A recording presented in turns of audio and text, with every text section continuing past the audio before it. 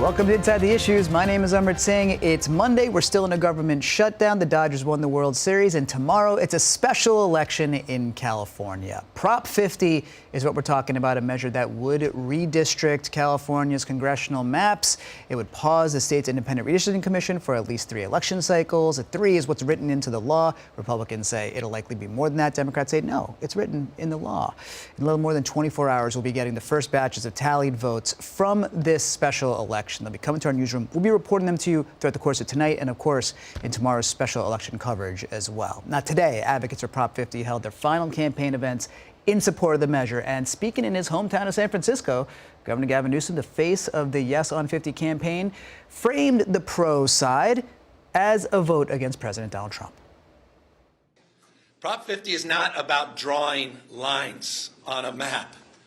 It is about holding the line to what makes us who we are. They did not expect California. They did not expect all of you. They thought we were going to write an op-ed, have a candlelight visual, maybe do a rally. They poked the bear, and the bear is poking back.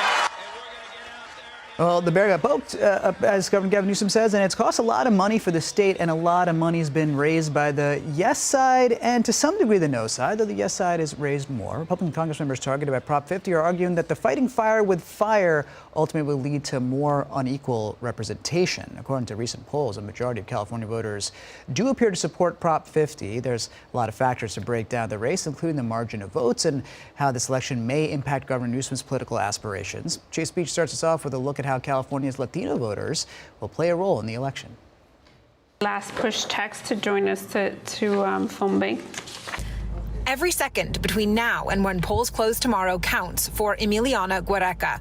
She's the founder of Women's March Action, a Democratic organizing group, and she's focused on empowering Latinos to get out the vote. The Latinos are going to decide the vote for Prop 50. The Latino vote is one of the most consequential across the country, making up 14.7% of all eligible voters in last November's election, according to Pew Research Center. Pew also found that President Donald Trump made major gains with Latino voters last year, garnering 48% of the vote, which helped him win the election. But Emiliana says in the wake of the ongoing ICE enforcement and raids, some Latino voters may now push back against the president and the GOP by voting yes on Prop 50. Voters that voted for Trump that are seeing the reality of the ICE raids on the ground are going to fight back at the ballot box. On Monday, a new sweeping bipartisan poll released by Unidos US found that immigration is a top concern for Latino voters, but not the top concern. Unidos surveyed 3,000 registered Latino voters across the country and found that the number 1 issue is cost of living, number 2, jobs and wages, number 3, housing and cost of rent, 4 is healthcare, and 5 is immigration and a pathway to citizenship. The data is intended to offer some insight into how Latinos might vote in next year's midterm elections. Political analyst and an expert on the Latino vote, Mike Madrid, says he's strongly opposed to Prop 50. But the solution is not now, nor has it ever been in the history of this great country, to cheat more than the cheaters do. When it comes to the Latino voting bloc, Madrid says Prop 50 might be a bellwether of where things stand looking ahead to the midterms. But Madrid says if both parties don't begin to talk less about redistricting and more about issues that polling shows matter most to these voters, like the economy, both Democrats and Republicans might lose the Latino vote.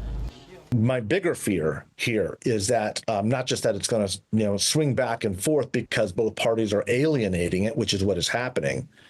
It's that they will check out and stop voting altogether. So the turnout rate is really the key metric I'm looking for, as opposed to will they vote for or against Prop 50.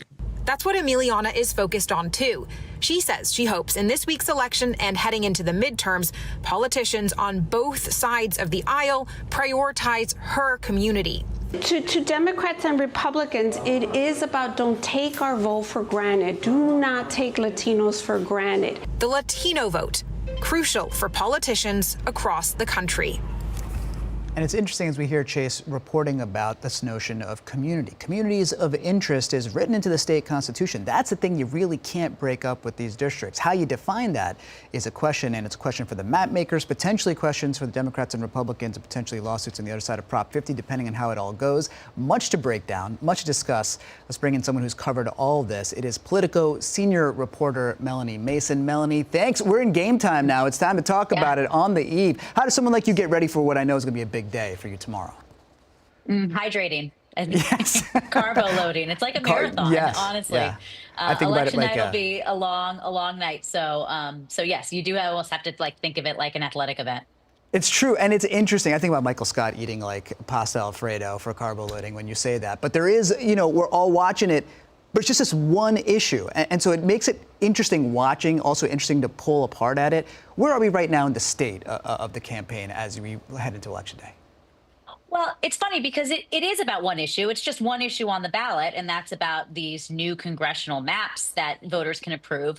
But if you listen to the Yes campaign, and in fact, Governor Newsom said it himself, it's not about the maps really at all. And what the Yes campaign has tried to do throughout these 10 or so weeks of this, hyperspeed campaign is to make this a much larger sort of referendum on the Trump administration. And so, in fact, they've had ads that say that if you are mad about the ICE raids, if you're mad about his immigration enforcement, that this is a check on Trump. If you're mad about healthcare costs, this is a check on Trump. And it's almost like going down the line of key issues that rally, especially a Democratic base.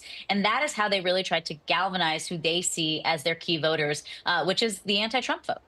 It's interesting you say that because President Trump himself has only got so involved in California's special election. We saw that Truth Social post where he's encouraging voters to vote against, but in particular, not even against, just saying vote on election day. And we know there's going to be election monitors. The DOJ has talked about that. Governor Newsom says we're going to have observers to watch the election monitors. But talk about the President Trump side of it all, because this ability for Governor Gavin Newsom to make it all about Trump is its own achievement politically for him, given that President Trump himself hasn't waded that deeply into it.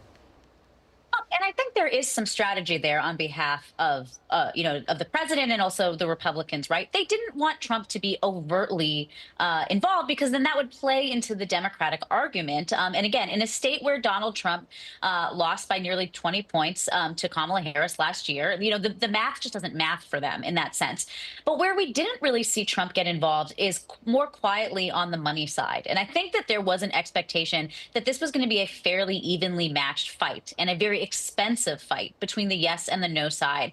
And, the Republican fundraising, aside from billionaire Charles Munger Jr., who really did sort of put tens of millions of dollars of his own money into this, and he's not really a Trump guy. He's really more of an independent redistricting, kind of advocate.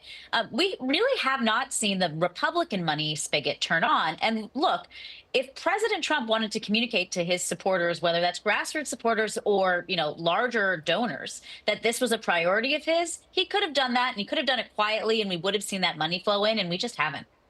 It's interesting because former Speaker McCarthy talking about $100 million spend, and they say, as you say, maybe not a fraction of that ultimately raised. And we've seen very little spent recently, outspending on the yes side. But you tipped up some of the sort of fractured conundrum of the no side, in part because Munger himself, not necessarily a pro-Trump guy, as you say, which already creates some tension points. And then you see former Governor Schwarzenegger, also not exactly a Trump guy.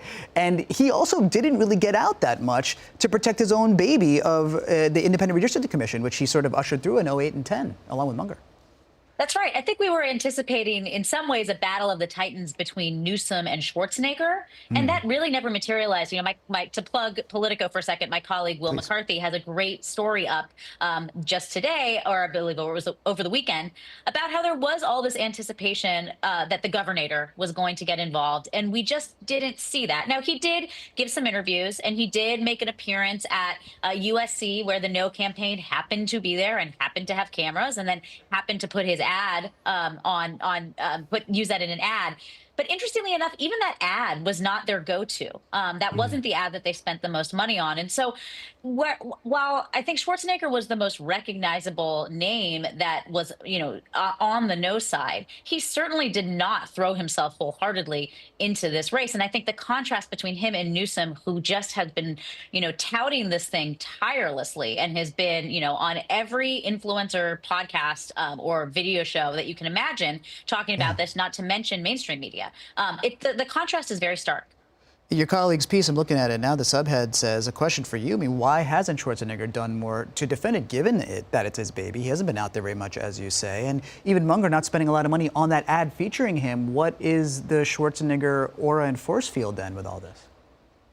I think Schwarzenegger has always felt a little bit torn after leaving office of how overtly political he wants to be. Now, he's very interested in policy. He has an institute in USC. He travels all over the globe for issues around climate change, which is very important to him. But I think he kind of saw himself more in this policy vein than he did really getting involved in campaigns. And so this is not a muscle that he has exercised very recently. And that was not intended to be a Schwarzenegger pun, but I guess it worked out that way. But I do think that kind of put him in an uncomfortable place. I think the sort of uncomfortable alliance with Trump is another thing. And I also think the relationship with Newsom. I mean, Newsom flew down to Los Angeles and met Schwarzenegger in his home to sort of talk to him about this. They do have a personal relationship. And while I think that Newsom would have liked to have seen Schwarzenegger get involved less than he did, I think that part of the reason he didn't get involved more is because of the current governor. Yeah, and speaking of the current governor, I mean, Politico's been doing a lot of reporting. You yourself on the donors and the way that Governor Newsom has now expanded that pool largely to out of state in a way that he hadn't previously. Just talk a little bit about what all this means for Governor Newsom, because we obviously understand if it passes, it's a good thing for him because he put a lot on it. But just go into it a little bit more. I think one of the things that we should recognize, and if you were a Democrat or a decline to state, you're probably on Governor Gavin Newsom's political list. So you probably know these emails that I'm talking about. You were getting several a day that was raising money for a ballot measure. And the thing about ballot measures is they don't usually rely on grassroots small dollar donations.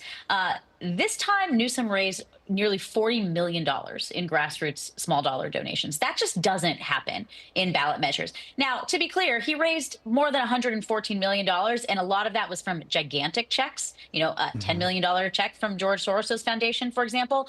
But that $40 million small dollar donation, that is a pool of donors. And my colleagues and I did an analysis where we found that more than 90% of those donors are new to Newsom. So he's expanded his tent of small dollar donors. And that can be a pretty easily transferable group of people that might be able to support him if, say, he would like to run for president. It's not necessarily a guarantee, but he has a tremendous advantage now over other people who are contemplating a 2028 run because he knows how to contact this pool of Democratic donors who have gotten into the habit of giving to a Gavin Newsom project. It's much easier to get them to keep giving than to give for the first time. And it's important, in part because in 26, he's termed out. There's this gap years between 26 and 28 where he doesn't have this platform. So Prop 50, obviously given the platform, he's utilized it in part to get these donors. This analysis you've done was great. I read it the other day. We love it. Melanie, you're all over this stuff. I know you got a big and long election day ahead of you tomorrow. So we're going to let you do that. And then we're going to speak to you on the other side right here in the show. So we'll all have learned some things, I'd like to think anyway. Yeah. Happy carbo loading. Yes, thanks very much. Thanks for watching our YouTube channel. Let Spectrum News be your resource for balanced, in-depth political coverage. And click the subscribe button here. You can also download our app and watch us on TV to learn more about the candidates, where they stand on the issues, and more. We'll see you then.